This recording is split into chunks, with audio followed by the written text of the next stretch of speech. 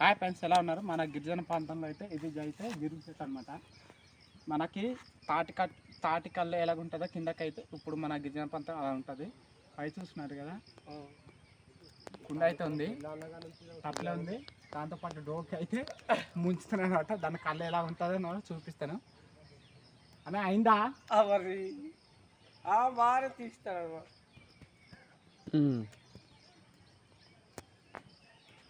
అటు కూడా తీయడమా?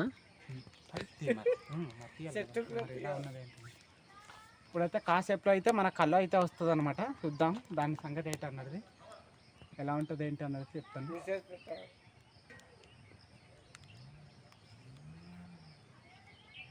కళ్ళు అంటే ఎలా వస్తుంది అని అది దించున్నావా? నేను